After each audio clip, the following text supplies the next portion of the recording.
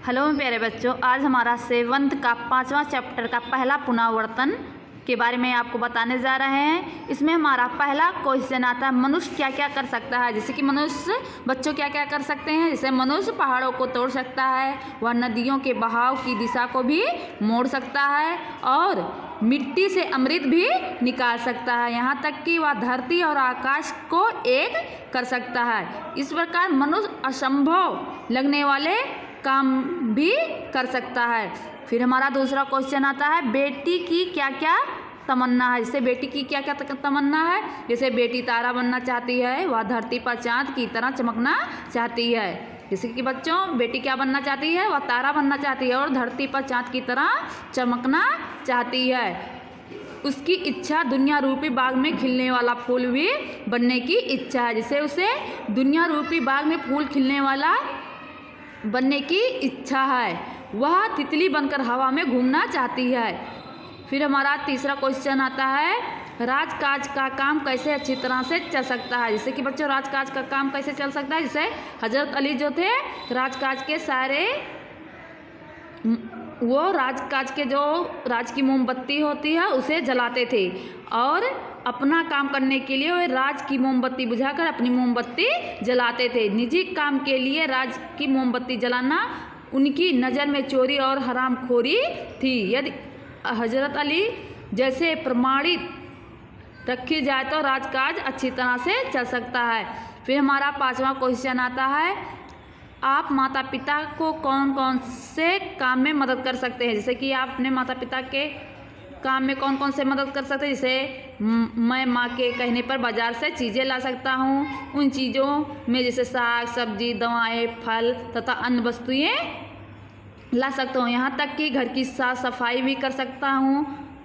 घर की साफ सफाई में भी मदद कर सकता हूँ और माता पिता के लिए पत्र डाक खाने की पत्र पेटी में भी डाल सकता हूँ। धोबी के लिए कपड़ा भी धोने को दे सकता हूँ। इस प्रकार हम अपनी माँ के काम में मदद कर सकते हैं। फिर हमारा छठवां क्वेश्चन आता है, डॉक्टर कलाम ने ईमेल से हमें क्या सीख दी। जैसे कि बच्चों, डॉक्टर कलाम ने ईमेल से हमें क्या सीख दी।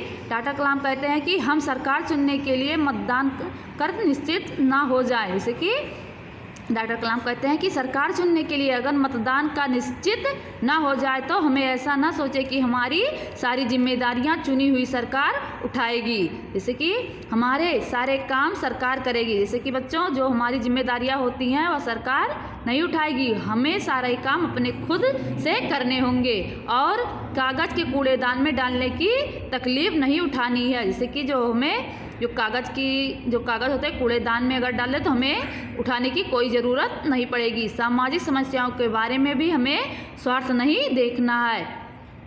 फिर हमारा बच्चों आता है दूसरा क्वेश्चन, रूपरेखा के आधार पर एक कहानी लिखो। जैसे एक चरवाहा जंगल में बकरियां चराने जाना, एक बकरी का दूर चले जाना, भेड़ियों का आना, बकरी को खाने की इच्छा, बकरी को गाना गाने की इच्छा, मैं करना, आवाज़ सुनकर चरवाहे की लाठी लेकर आना, भेड़िया का भाग जाना, बकरी की जान बचाना। सीख कहानी की उसी शीर्षक दी। जिससे कि बच्चों, इसमें किसकी कहानी, आपको एक कहानी लिखनी हो तो इसमें किसका मूल्य सबसे ज़्यादा अधिक माना गया है। जैसे बकरी की चतुराई, तो इसमें एक बकरी की कहानी को आपको लिखना होगा जो आपको 10 वाक्यों में लिखना होगा। जैसे कि बच्चों, आप बकरी की चतुराई में लिख सकते हैं इसी के शब्द के अनुसार, जो आपको ये शब्द दिया गया है इसी के आधार पे आपको एक कहानी लिखना होगा। जैसे कोई भी कहानी लिख सकते हो। फिर हमारा आता है तीसरा क्वेश्चन, अपने विद्यालय में मनाए गए प्रजासत्ताक दिन के बारे में जानकारी देते हुए पत्र अपने मित्र को लिखिए। जैसे कि बच्चों, हमने पत्र के बारे में आप सबको लिखा ही चुके हैं। फिर हमारा चौथा क्वेश्चन आता है, शब्दकोश की सहायता से निम्नलिखित शब्दों के तुरंत में पहले और तुरंत बाद में आने वाले शब्द को विशेषण में लिखो। जैसे गांव, हास्य, समुदाय, कसाई, अभ्यास।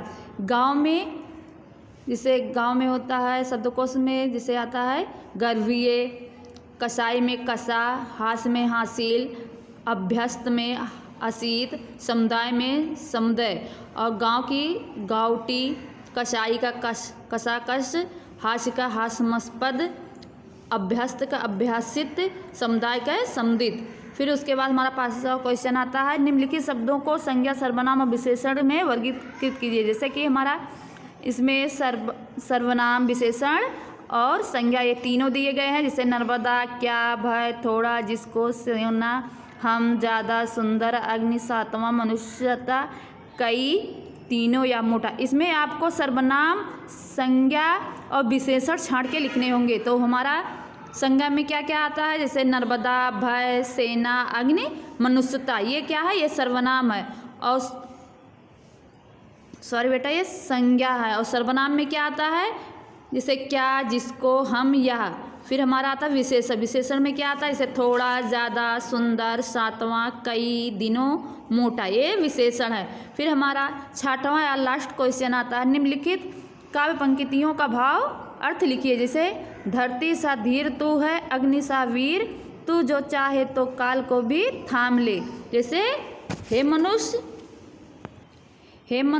तुझ में धरती जैसा धीरज है। हे मनुष्य तुझ में धरती जैसा धीरज है, तुझ में अग्नि जैसी शक्ति है, तू चाहे तो काल को भी रोक सकता है। फिर हमारा दूसरा आता है, निज को तू जान ले, जरा शक्ति पहचान ले, तेरी वाणी में युग का आह्वान है। जैसे कि तू अपनी शक्ति को पहचान ले, हे मनुष्य तू अपनी शक्ति को पहचान ले, तेरी वाणी में युग की ललकार है और तेरी आवाज़ सारे युग की आवाज़ है।